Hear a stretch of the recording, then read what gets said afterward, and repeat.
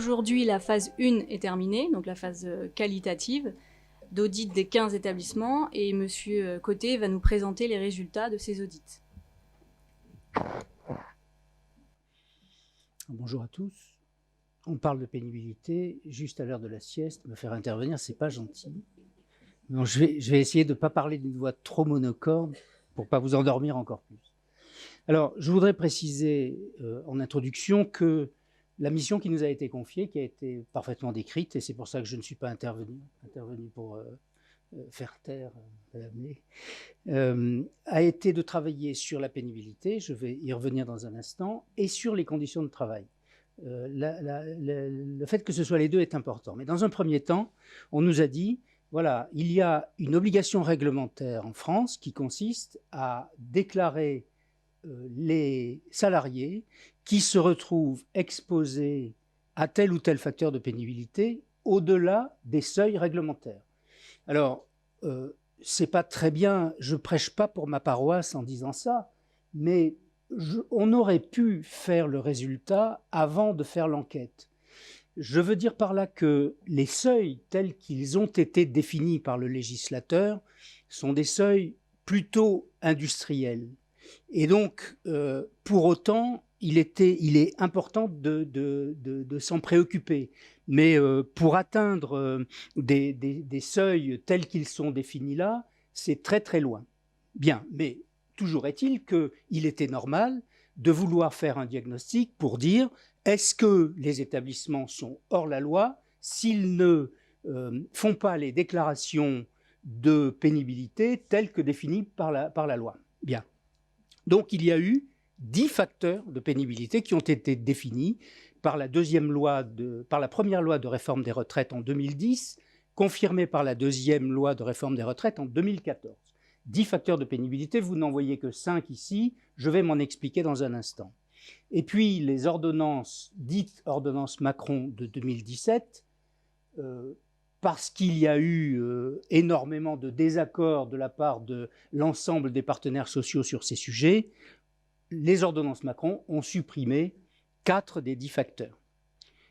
Ce qui ne nous semblait pas, à nous, experts de la prévention, car je ne l'ai pas précisé, mais on a été présenté comme ça, nous sommes un cabinet expert en prévention, nous existons depuis 25 ans, nous sommes agréés par les organismes compétents que sont la Directe et la DGT, donc on a une certaine légitimité à donner un avis sur la question. Il nous a semblé que les facteurs qui ont été retirés, ça n'était pas une bonne idée de les retirer, même si ça n'était pas les plus faciles à mesurer. On va y revenir. Aujourd'hui, l'obligation qui reste pour l'ensemble des entreprises françaises, entreprises, associations, tout ce qui concerne le secteur privé, ce sont les facteurs que vous avez sous les yeux, c'est-à-dire les températures, le bruit, le travail de nuit, le travail en équipe successive alternante et le travail répétitif. Il y a un 6e qui est le travail en milieu hyperbare.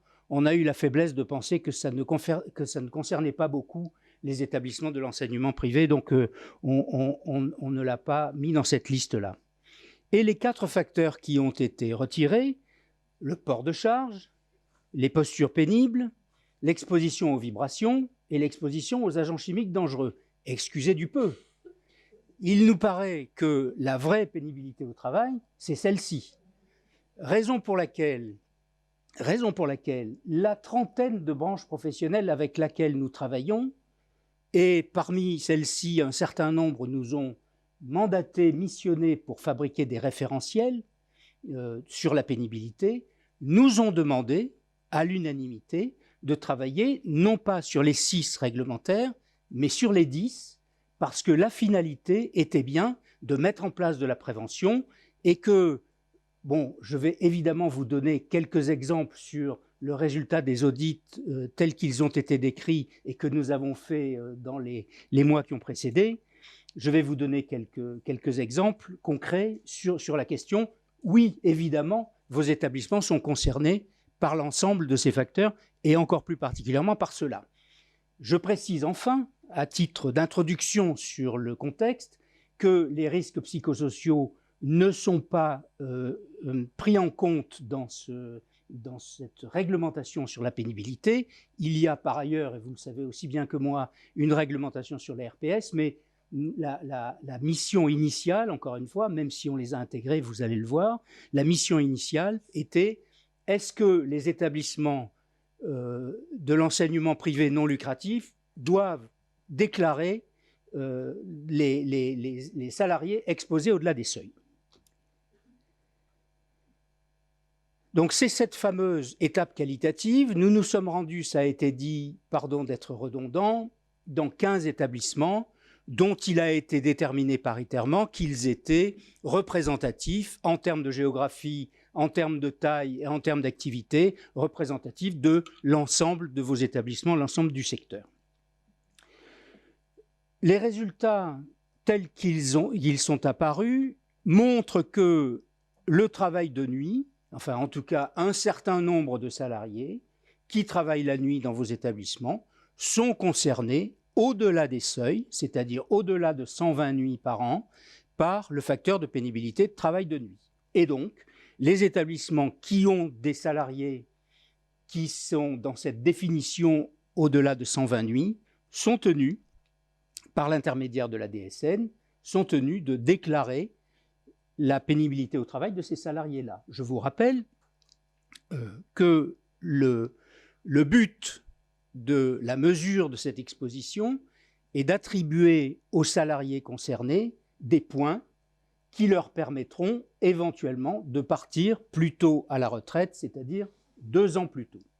Et ce principe de la pénibilité est repris dans la réforme telle qu'elle est en train d'être travaillée et négociée. On ne sait pas exactement dans quelles conditions pour l'instant.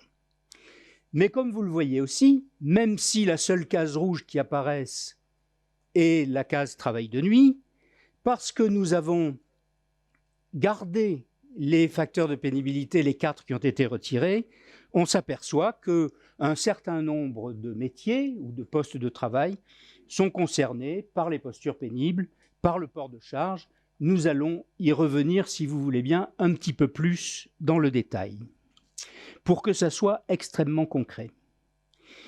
Donc, on le voit ici, on a imagé notre propos avec quelques images. Les ASEM qui sont accroupis toute la journée sont évidemment concernés par ces postures pénibles. Mais c'est aussi les agents de ménage, de maintenance et de restauration. Une personne qui doit aller récupérer toutes les assiettes parce qu'on ne les a pas fait passer au bout de la table, parce que, encore une fois, notre métier, c'est d'identifier, mais c'est aussi de proposer des solutions, et c'est ce que nous serons amenés à faire dans les livrables tels qu'ils seront définis. On a bien entendu mis en évidence un certain nombre de situations. Les rangements en hauteur dans les services administratifs, ça n'est pas une vague idée abstraite, c'est la réalité du quotidien. Ça n'est d'ailleurs pas spécial aux établissements d'enseignement privé, mais le rangement sur les étagères en hauteur, c'est un risque parce qu'on prend des objets sur la tête, c'est aussi un risque parce que une des postures pénibles telles que définies par le législateur, c'est de travailler avec les bras au-dessus des épaules, au-dessus de l'horizontale. Nous avons aussi constaté certains cas précis, et j'image mon propos volontairement pour bien que vous compreniez que nous sommes vraiment allés sur le terrain et que quand on parle de ces choses-là, c'est parce qu'on les a rencontrées.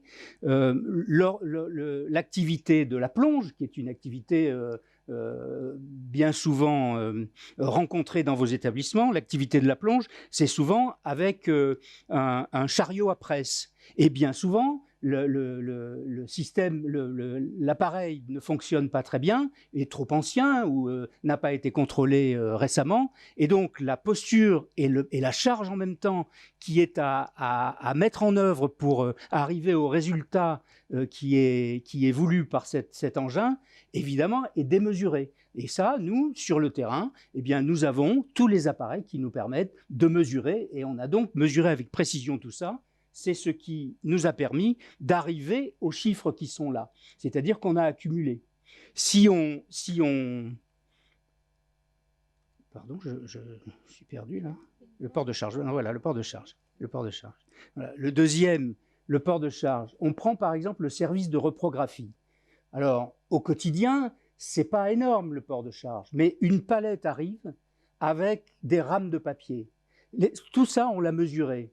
C'est, je l'ai noté, 1000 cartons de 12,5 kg et 60 cartons de 25 kg.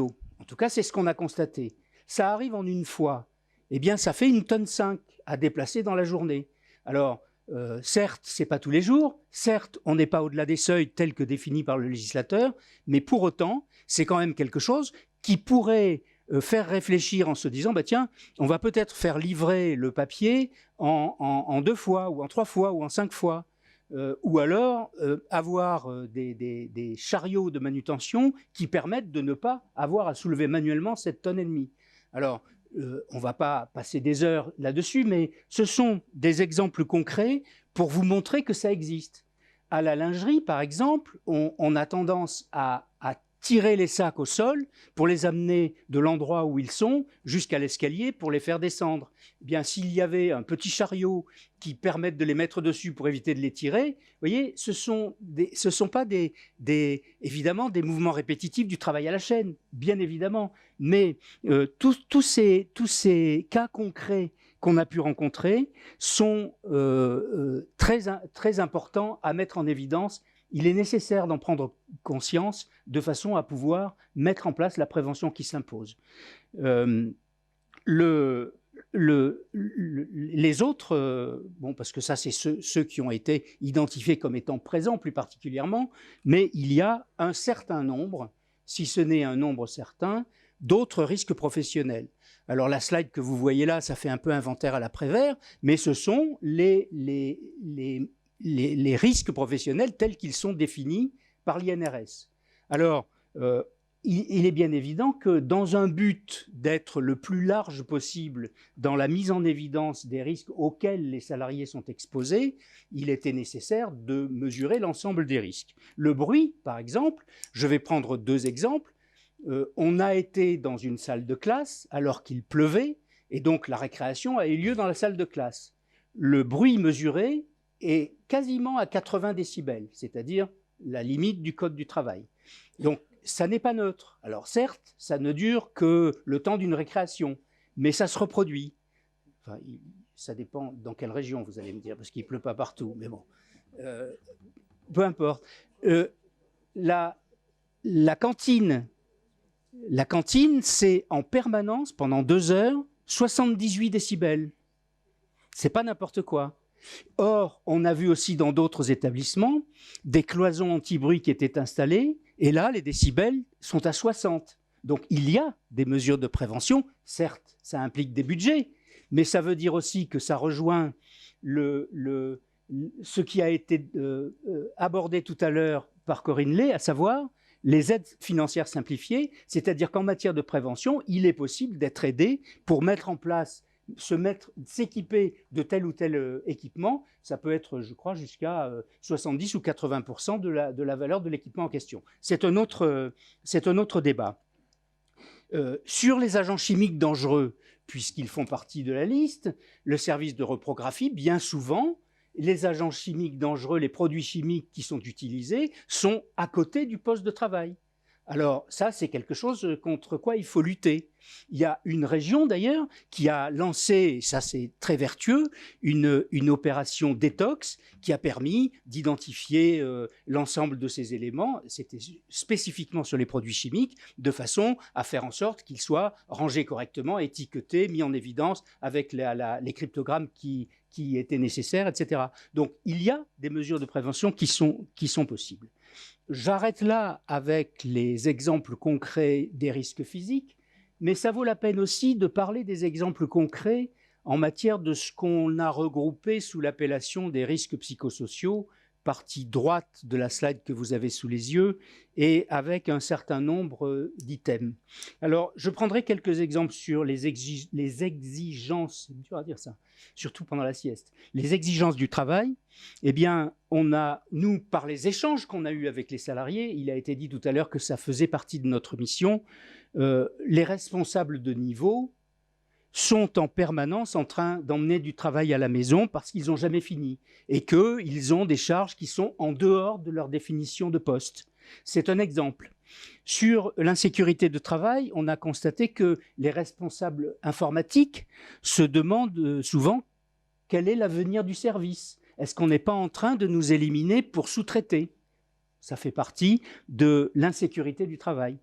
Dans le conflit de valeurs, eh bien, je citerai l'exemple des ASEM, qui, se trouvant dans une cantine trop petite et qui ne contient pas assez de place, sont obligés de presser les enfants pour qu'ils finissent vite, de façon à engager le service suivant. C'est typiquement un conflit de valeurs.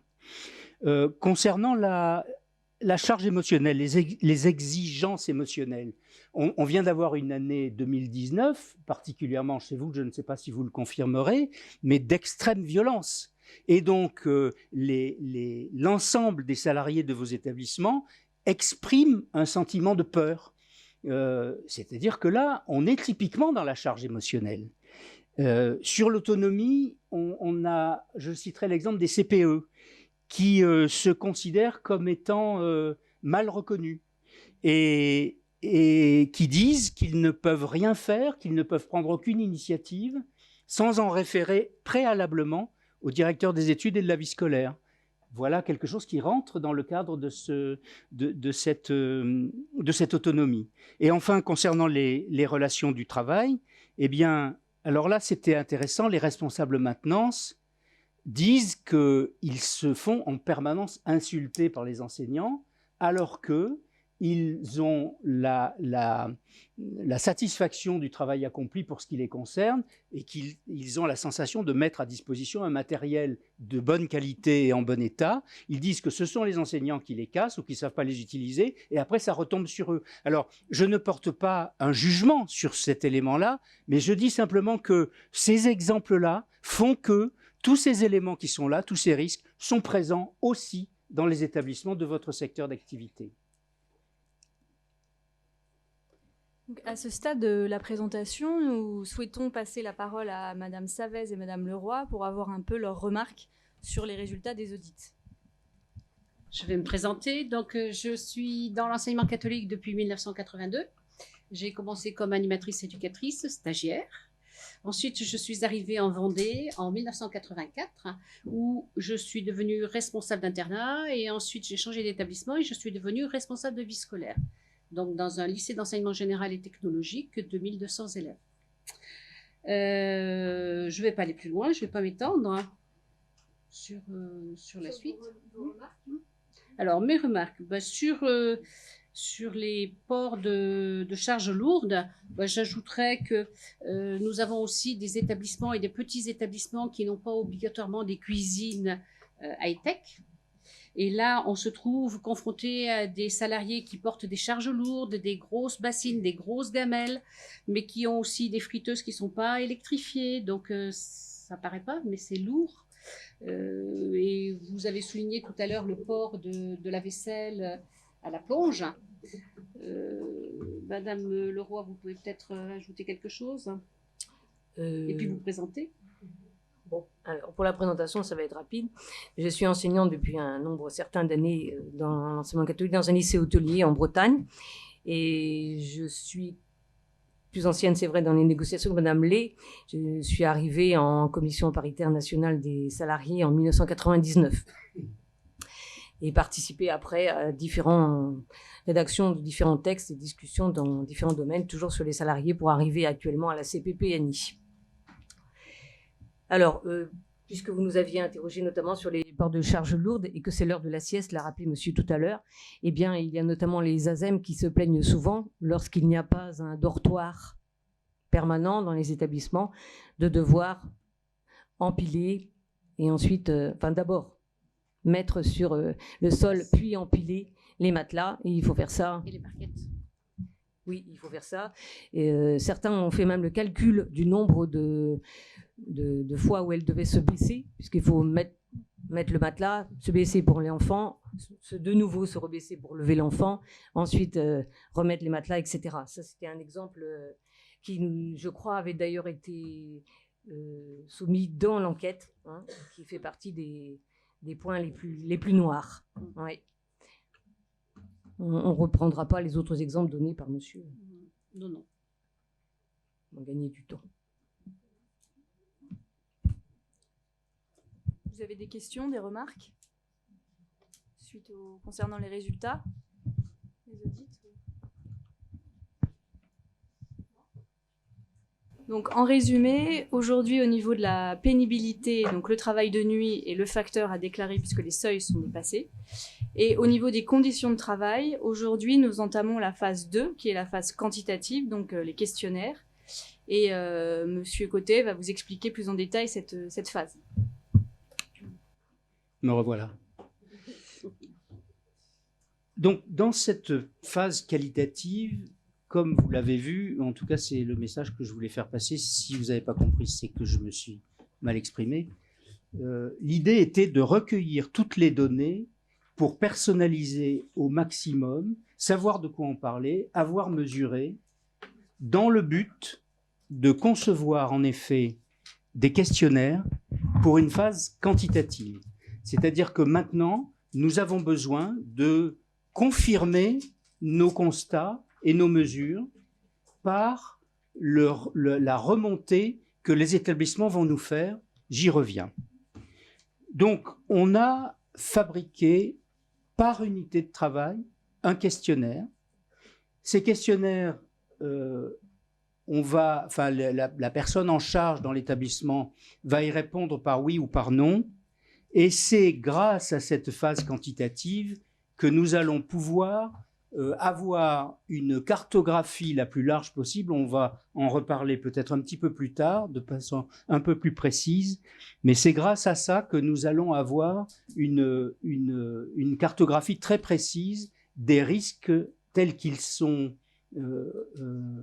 envisagés, tels qu'ils sont recensés, ainsi que les mesures de prévention qui seront proposées pour y remédier.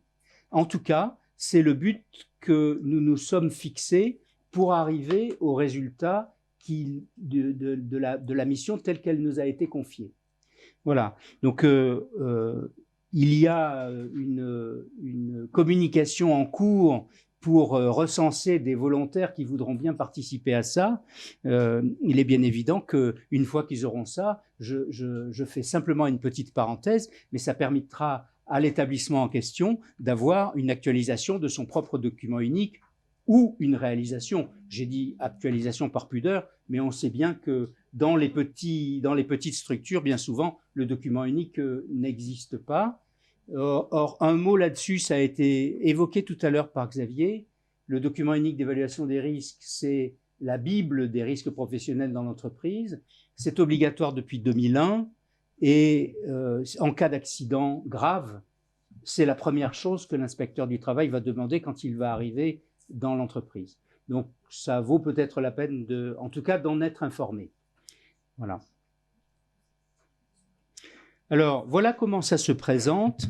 Donc, vous le voyez, la première ligne accueil standard, donc c'est la première unité de travail. Là, en cliquant sur le petit œil où il y a écrit « Consulter », on va rentrer. Je vous épargne les détails, mais on va rentrer dans les questionnaires. Chaque question concerne l'ensemble des éléments que nous avons recueillis sur le terrain, et ça va nous permettre encore une fois de quantifier, on va le voir après. Et donc, chacune des unités de travail sera passée en revue, et pour chacune de ces unités de travail, chacun des risques tels que présents ou supposés va apparaître en hiérarchie. Animation viscolaire, donc les questionnaires se présentent comme ça. Oui, non ou non concerné. Non, restons là. Oui, non ou non concerné. Quand je vous disais que ce sont des questions auxquelles il est simple de répondre, je ne mentais pas. Ce sont des questions du quotidien et c'est oui ou non. La seule difficulté de ces questionnaires, c'est que ça fait une somme de questions importantes parce que pour être le plus exhaustif possible, il est bien évident qu'on est obligé de passer en revue l'ensemble des situations. Donc, il y a une trentaine, une quarantaine de questions par unité de travail. S'il y a 10 unités de travail, le compte est vite fait. Je n'ai pas besoin de le faire à votre place.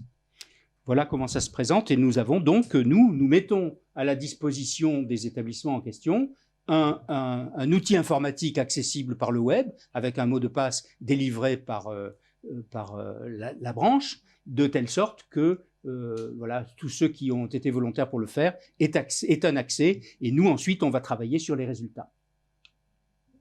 Donc, il y a également un questionnaire de 40 questions sur les risques psychosociaux. Et Madame Savès voulait un petit peu intervenir sur ce questionnaire. Oui, puis Madame Leroy aussi. Et Madame Leroy. Alors, sur les risques psychosociaux, ils ont été effleurés lors de la première enquête qualitative. Donc là, dans l'enquête quantitative, ils vont être évoqués et sérieusement évoqués.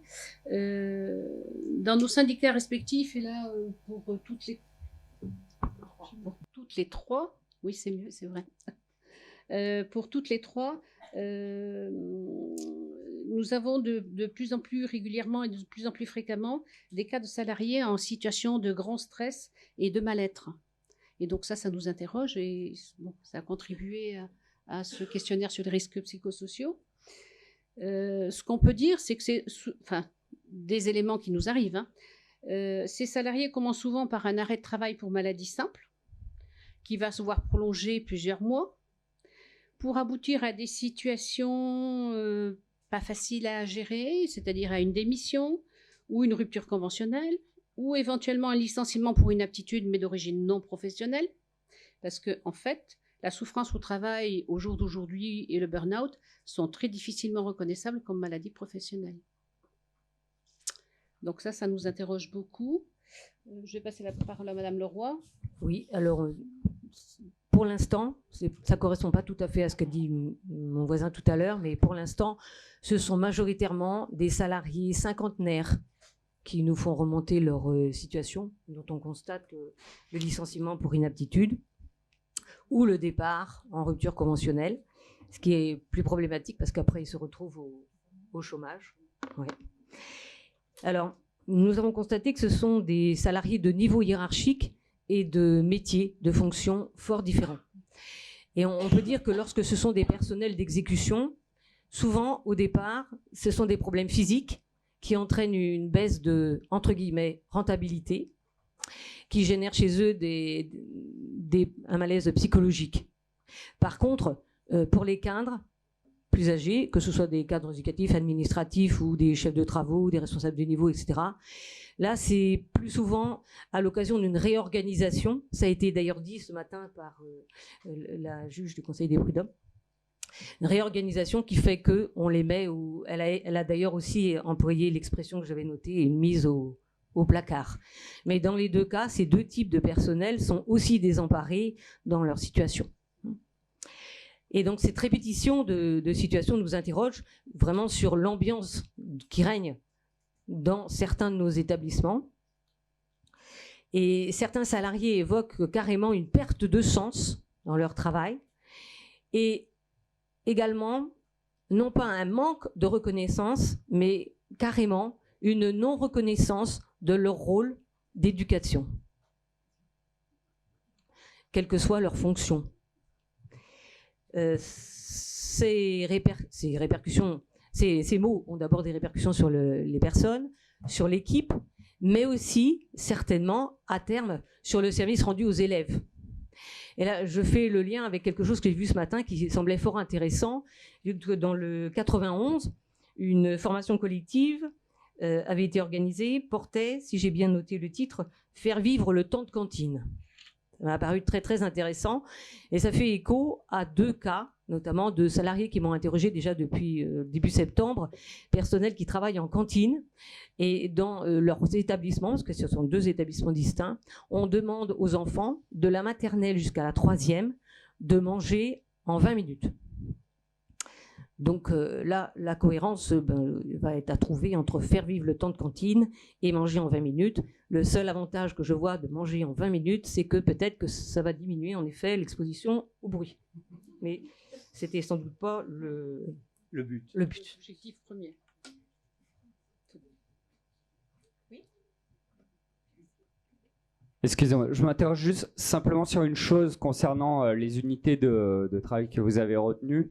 Parce que dans nos organisations, tout est interlié et on a de plus en plus à gérer de contrats avec des enseignants de matière générale, mais pas uniquement technique, en fait.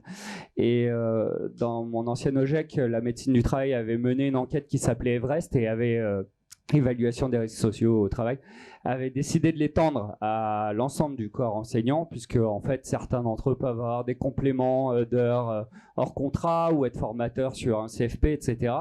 Et ça me paraît pertinent aussi parce que ces gens-là subissent une double contrainte, celle de l'OGEC qui les emploie et de l'éducation nationale qui n'est pas au plus près de leurs besoins. Donc ils vivent aussi des situations de pénibilité et de non-sens parfois. Oui, alors par rapport aux enseignants, il ne faut pas que vous oubliez que dans la branche, il y a une unité où il y a des enseignants qui ont un contrat de travail de droit privé. C'est les universités catholiques. Et donc, le diagnostic qui est mené tient compte aussi de justement ces enseignants-là. Pour le travail syndical que nous on fait, document unique, pour moi, mon expérience, c'est que régulièrement on dit les éléments liés dans le qui sont inscrits dans le document unique concernent aussi les enseignants. C'est-à-dire que c'est la communauté de travail qui est bien concernée par les risques. Et dedans, il n'y a pas que les risques psychosociaux, hein, mais ils en font partie. Donc, donner du sens. Alors, chez nous, à la CFDT, ça fait un petit moment qu'on travaille là-dessus.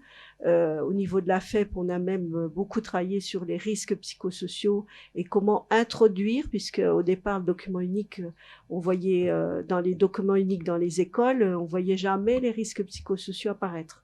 Et donc, on a travaillé avec l'INRS et l'ANACT, et on a repris les travaux qui ont été faits sur les enseignants qui ont été introduits dans le document unique.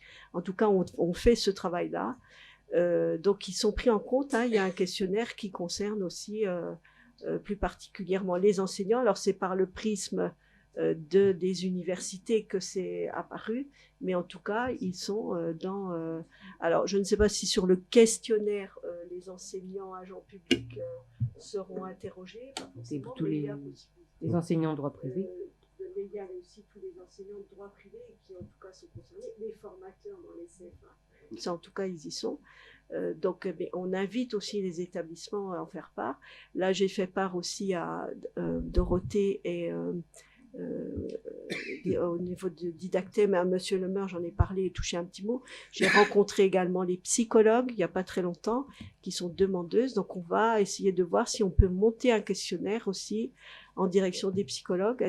Il y en a qui sont salariés des établissements, il y en a d'autres qui sont salariés des directions diocésaines, mais en tout cas, on va essayer aussi de faire un travail puisqu'elles sont aussi dans la convention collective. C'est-à-dire qu'on ne raisonne pas que CEP, on raisonne EPNL. Voilà. Ce sont des questionnaires qui doivent être remplis par, dans l'idéal, un binôme entre la direction de l'établissement et un représentant du personnel, mais pas par les salariés. Ces questionnaires s'adressent à l'identification des risques liés aux situations de travail. Voilà. Le reste est un autre travail. C'est important que ce soit précisé. Et d'ailleurs, concernant les questionnaires, aujourd'hui, nous avons 25 établissements volontaires. Donc, nous profitons que vous soyez là pour appel à candidature. N'hésitez pas à m'envoyer un mail. Il nous faudrait à peu près 60 établissements pour avoir des résultats exploitables. Oui. Est-ce que ça peut être un bon travail de préparation pour une mise à jour du document unique des risques ? Clairement. C'est-à-dire qu'une fois que vous aurez répondu au questionnaire, vous aurez très exactement la hiérarchisation des risques, la description des situations, les mesures de prévention qui sont en place et celles qui sont à prévoir. Il vous suffira de rajouter des dates pour avoir un plan d'action et vous aurez votre document unique d'évaluation des risques complètement actualisé et personnalisé. Donc aujourd'hui, nous ne pouvons pas présumer des résultats puisque les questionnaires ne sont pas encore terminés. Mais une fois que nous aurons l'analyse des questionnaires, le Didactem pourra mettre en place une cartographie des risques professionnels et de cette cartographie des risques, le groupe paritaire pourra mettre en place des actions de prévention adaptées aux établissements. Donc, le cabinet Didactem va quand même vous présenter des exemples de cartographie et d'actions de prévention pour d'autres branches professionnelles. Le cabinet Didactem, c'est moi. Oui, pardon. Je vous taquine. Un exemple donc, de comment se présente une cartographie des risques, ça c'est un travail que nous avons réalisé. Pardon, j'ai réalisé tout à l'heure qu'il y a une faute d'orthographe à maison, il manque un S. Je vous prie de bien vouloir m'en excuser. C'est pas moi qui l'ai fait. Donc, une cartographie des risques, c'est-à-dire que ça, vous allez voir 2 tableaux. C'est très intéressant d'imaginer les résultats qu'on va pouvoir obtenir. Grâce donc aux retours qui ont été faits par l'ensemble des maisons familiales rurales qui ont participé à cette opération, nous avons une cartographie, une hiérarchisation des risques pour l'ensemble des 500 maisons familiales. C'est un échantillon, c'est-à-dire qu'il y en a une 60aine qui ont répondu, mais c'est un échantillon qui est représentatif. Donc ce que vous avez là sous les yeux, c'est la hiérarchisation qui est apparue à la suite des réponses que les maisons familiales rurales nous ont faites à ces questionnaires par unité de travail. Et on a une cartographie qui peut être générale ou qui peut être par unité de travail. Donc ça aussi, c'est intéressant. Et si on regarde le tableau suivant, on a interrogé les établissements en leur disant quelles sont les mesures de prévention que vous avez prévu de mettre en place. Et donc on a une hiérarchisation de ces mesures de prévention, et quand on croise les deux, on peut travailler sur le pilotage. On peut travailler sur le pilotage. C'est-à-dire que si en numéro 3 du hit parade de la précédente, non. Voilà, merci. Si en numéro 3, j'ai les chutes de hauteur, par exemple, et que dans la... Je veux bien le suivant, pardon, je m'exprime mal. Si j'ai dans la hiérarchie des mesures de prévention prévues, ça n'apparaît qu'en 8e position, là on a un problème. C'est-à-dire qu'on va attirer l'attention, et c'est bien la vertu du pilotage, fait collectivement, on va dire, bah, tiens, vous avez quand même des chutes de hauteur, et vous ne prévoyez pas de prévention pour lutter contre ça. Je prends évidemment n'importe quel exemple, hein, parce qu'on sera plus concerné dans le secteur par les risques psychosociaux, bien évidemment. Et donc, cette cartographie qui sera livrée va vous permettre collectivement de piloter la prévention des risques professionnels. C'est en tout cas l'objectif qui nous a été fixé, et c'est ce qu'on va vous livrer, à condition que, bien sûr, vous y participiez. Comme Dorothée l'a dit à l'instant, il nous faut une 60aine d'établissements pour qu'on ait quelque chose de représentatif. Et demain, donc je passe la parole à... Ah, c'est moi demain. Très bien. Merci beaucoup pour ces échanges. Alors, on voit que le travail est considérable. C'est bien, c'est toujours enthousiasmant. Et je peux m'exprimer un peu. Allez-y, vas-y. Vous parlez beaucoup d'établissements, mais tout ce qui est à côté, les DEC et les UDOGEC, on en fait quoi ? Là, vous pouvez. Alors déjà, premier sujet, c'est que ces structures-là ont vocation à intégrer la branche. Hein, lorsque cette convention sera étendue, on sera tous collectivement dans le champ d'application. Donc, effectivement, ça nous intéresse et c'est vrai qu'on aurait pu en dire un mot. Ces structures-là ont des difficultés particulières, ont des risques particuliers. On va juste parler du risque routier. Je ne sais pas s'il y a des risques psychosociaux, évidemment. Pas de stress. Comment tu dis ? Il n'y a pas de stress. La charge de travail. Je voulais en parler ce matin sur certaines alertes que nous avons vécues l'année passée aussi dans une surcharge de travail, des situations de burn-out, des collègues qui ont des difficultés physique, enfin une traduction dans une charge de travail, une traduction en problématique physique. Donc c'est un point d'attention essentiel pour nous. Alors là, en plus quand on est ensemble, c'est pas loin de 1000 salariés, ce qui n'est pas rien. 2000 si on étend et on élargit le champ d'application. Donc, effectivement, moi, je vous enjoins à répondre au questionnaire, parce qu'une bonne partie d'entre eux, et notamment dans les activités administratives, dans les risques psychosociaux, on l'a vu, dans les risques routiers, etc., vous êtes clairement identifiés. Et en fonction de la typologie, de la structure qui sera identifiée dans l'outil, eh ben, d'une part, vous aurez, comme le rappelait M. Côté, votre DUER qui objectivera ces risques-là, des options de traitement. Et puis nous, on l'intégrera dans une démarche plus générale. C'est un souci. Aurélia, je ne sais pas, oui, Aurélia pourrait en parler, mais voilà, c'est un souci. On a fait des ateliers au JN cette année sur ces sujets-là, sur l'articulation, sur le sens. Ça fera aussi l'objet de développement cet après-midi. C'est quelque chose qui nous tient à cœur parce qu'on le vit au quotidien et on partage vos difficultés. Voilà, les choses sont dites. Comme on partage aussi certaines difficultés de chefs d'établissement. On a parlé des cadres, on n'a pas parlé des cadres dirigeants qui sont eux aussi vraiment dans des injonctions contradictoires qu'il faudra traiter un jour ou l'autre. Une charge de travail considérable. Ah bon? Ah bon? Et le rugby, ça a donné quoi, pardon? Si on parle sur l'information. Je reviens sur le chef d'établissement avec ses rôles qu'on connaît, ce pivot dans un établissement et des contraintes et des injonctions parfois qui sont contradictoires, avec une articulation liée au trépied qui est complexe. Et un chef d'établissement ne peut pas faillir. Et donc ça, c'est un élément clé dans un mal-être au travail, c'est-à-dire qu'il faut qu'il soit granitique dans l'approche. Donc en parlant dans l'enquête, il y a un questionnaire pour la direction. Direction. Oui. Bon, bah, écoutez, j'ai raté ce point qui n'est pas du tout un point de détail. Merci beaucoup, Madame Leroy. Est-ce que vous avez d'autres questions sur le sujet? Donc vous l'avez compris, Dorothée l'a rappelé, on est à la recherche de bonnes âmes et des établissements pour enrichir l'objectivation de l'analyse. Merci, mesdames, de nous avoir livré vos commentaires, vos ambitions, etc. Pour l'instant, on n'est pas encore dans le moment où on partage totalement vos ambitions. Que les choses soient claires.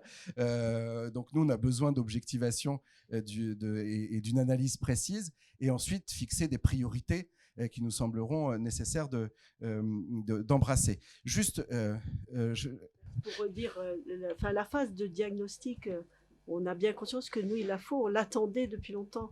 Si on voit bien que les remontées de terrain, on sent des choses.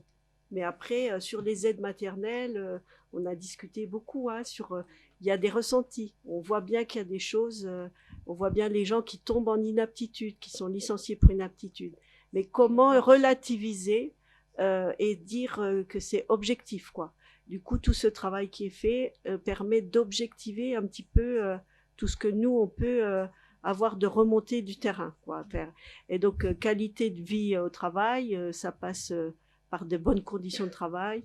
Et maintenant, on parle beaucoup aussi de qualité du travail, pas seulement la qualité de vie au travail, mais aussi la qualité du travail. Donc, tout ça, ça va permettre d'avancer, quoi. Il y a plein de choses qu'on partage, évidemment. Après, on va voir comment on traduit ça. Vous avez parlé d'accord collectif. Pour l'instant, on n'est pas sans doute au niveau de maturité auquel vous vous situez. J'ai parlé d'accord cadre. D'accord cadre, merci. En tout cas, il y a une volonté de faire, ça c'est une certitude, et de faire au regard des éléments objectifs que l'étude pourra nous délivrer, et qui met vraiment des images, des chiffres sur nos intuitions et notre ressenti et notre niveau d'intervention. On a tous traité ces sujets-là. Et pour faire le lien aussi avec nos engagements de branche, quand j'entends un niveau d'inaptitude, et c'est notre quotidien, niveau d'inaptitude important à 45 ou à 50 ans, on aura peut-être un peu de travail à faire sur de la prévention et aussi accompagner les gens, et ça lie nos réflexions avec le reclassement, etc., dont on évoquait. Qu'est-ce qu'on fait en deuxième partie de carrière? Donc, comment on agit sur les compétences? Comment on prévient d'un point de vue social lorsque les difficultés physiques apparaîtront. Elles sont pas inéluctables, ces difficultés physiques, mais sans doute qu'il y a une possibilité qu'il y en ait. Et donc, comment on anticipe ça? Et ça, c'est le sens du dernier atelier sur la GPEC. Un point important, je reviens sur un peu de droit et sur l'analyse de jurisprudence. Excusez-moi, j'ai fait le boulot, donc je pousse la notion de faute inexcusable qu'on n'a pas effleurée ce matin parce qu'on a parlé de risque prud'homo. Là, on se situe dans la réglementation Sécu. Je suis tombé sur un arrêt de Lyon, 28 mai 2019, Cour d'appel de Lyon. Écran plat, 19 kilos, 2 à le manier. On a une petite nacelle télescopique pour aider au port de charge, sauf que la nacelle télescopique n'est pas faite pour porter et installer l'écran. Donc, arrive ce qui arrive, l'écran se casse et le salarié a une névralgie cervico-brachiale droite C6 suite à un effort lié au travail. Donc, un taux d'incapacité relativement important, une indemnisation, une reconnaissance de la faute inexcusable pour un élément tout simple, c'est-à-dire que vous n'avez pas l'information, vous n'avez pas de document unique, pour rebondir sur votre propos, vous n'avez pas fait de formation, vous aviez conscience d'un danger. La preuve, c'est que vous avez mis en place un système de nacelle, mais qui était inadapté. Donc, reconnaissance de la faute inexcusable, c'est 15 000 € de préjudice et de l'article 700 et des frais judiciaires, etc. Bon, c'est un point très réglementaire, judiciaire, etc., qui n'éclaire pas forcément une ambition, mais c'est un élément à prendre en compte. Après, que faire? Comment le faire? Nous, on voit plusieurs options au traitement des sujets. Une fois qu'on aura, et merci de l'avoir rappelé Dorothée, ces éléments objectifs, sans doute qu'on devra travailler sur des outils de DUER et qu'on pourra mettre à jour facilement, parce qu'on a respecté une obligation dès 2010 pour ceux qui l'ont fait, mais je ne suis pas sûr qu'on ait réouvert nos documents uniques depuis ce moment-là. Parce qu'il est inadapté, et l'outil est peut-être inadapté. Alors, sans doute qu'une déclinaison numérique du DUR qui soit fluide, simplifié, et qui ne soit pas un one-shot comme on a l'habitude de le faire. Je suis désolé d'être aussi direct, mais par manque de temps, on va à l'essentiel. Donc là, ça sera aussi, et là, sans doute une responsabilité. Et donc, c'est ce qu'on est en train d'imaginer ensemble, projeter, avec l'appui peut-être de Didactem, et comment l'intégrer dans nos plateformes pour que tout cela soit interopérable, fluide, et qu'on puisse simplifier la remontée d'informations et que tout ça se fasse assez simplement. Donc ça, c'est le premier axe de développement à réfléchir. Et les autres axes, c'est aussi des actions de prévention, mais ça, c'est sans doute, on ouvre des portes ouvertes. On a vu que l'information et la formation étaient un élément central. Le management, vous l'avez dit, on voit qu'il y a là aussi une difficulté, on l'a vu alors sur un autre sujet que celui du harcèlement moral, mais l'approche méthodologique est le même. C'est analyser, comprendre, agir, c'est les termes que vous avez utilisés. On a parlé de prévention avec Zora ce matin, donc on est dans cette démarche-là. Donc, comment on consolide de l'information? Donc, le DUR, il faut l'intégrer, récupérer l'information, travailler sur l'absentéisme. Et donc là, on est au cœur d'une démarche. Et grâce à l'outil et à l'intelligence collective, on devrait pouvoir pousser quand même des actions de formation et d'information, voire des outils, et c'est là-dessus qu'on travaille, qui pourraient être adaptés en pratique pour mettre en place peut-être l'achat de protection individuelle, mais il vaut mieux travailler sur le collectif que l'individuel. Peut-être des actions spécifiques en territoire. Donc là, je refais un deuxième appel à candidature. On en a parlé avec certains d'entre vous, parce que les spécificités des territoires sont évidentes. On ne vit pas le même risque routier dans Paris, malgré les trottinettes, qu'au Pays de Loire, on en a parlé avec Laure, sur la levée de la Loire, en montagne, vous l'aviez évoqué, dans les plaines, etc. Donc c'est quelque chose d'important qu'il faudra intégrer et dans une dynamique territoriale. Donc là, on aura sans doute besoin de vous pour vous aider. Donc encore une fois, même logique que évoquée ce matin, comment un outil de branche fédérale peut être peut être mise en place et comment vous vous en emparez au niveau territorial pour le faire vivre et l'adapter à vos véritables besoins. Et ensuite, il y a un volet financier, parce qu'on n'en a pas parlé. Je suis surpris que vous n'ayez pas parlé d'une logique financière, c'est-à-dire que vous avez parlé effectivement des locaux, d'investissement sur certaines machines. Élargir des écoles, c'est un peu compliqué certaines fois. Donc sans doute qu'il y aura un travail à mener sur le financement de ces actions, sur une réflexion autour de l'organisation même de nos structures, un peu plus de mutualisation le cas échéant. Enfin, c'est tous ces sujets-là qu'il conviendra de mettre sur la table. Et puis, profiter, encore une fois, de la richesse de notre réseau. On sait que, par exemple, le sport peut être un outil formidable d'assurer la logique musculaire, posturale, et qui permettent d'éviter ou de retarder un mal de dos, de l'inaptitude, etc.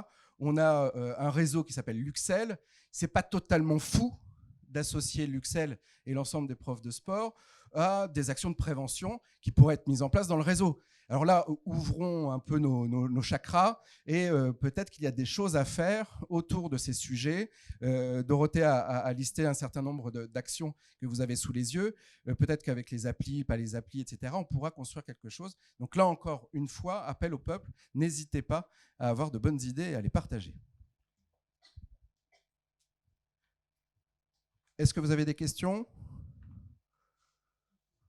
mesdames? Je voulais juste rajouter, parler aussi dans la branche ATMP, accident maladie du travail, ce qui revient dans notre branche, c'est essentiellement chute de plein pied. Chute de plein pied, oui, c'est ce qui est le plus important. Donc, dans le document unique, intéressez-vous justement aux chutes de plein pied. Des fois, c'est pas grand-chose à faire, c'est peu coûteux. Il y a beaucoup de choses qui peuvent être aménagées dans les établissements. On sait qu'il y a beaucoup d'escaliers, c'est des anciennes structures, l'éclairage, l'éclairage, quand vous avez des escaliers qui s'allument, les chaussures antidérapantes, l'éclairage, voilà, il y a les plein sols de choses. pas trop mouillés. Voilà, oui. Mais en tout cas, il y a des choses à faire qui ne sont pas forcément coûteuses. Très bien. Merci beaucoup de vos éclairages. Merci à chacun pour ces questions.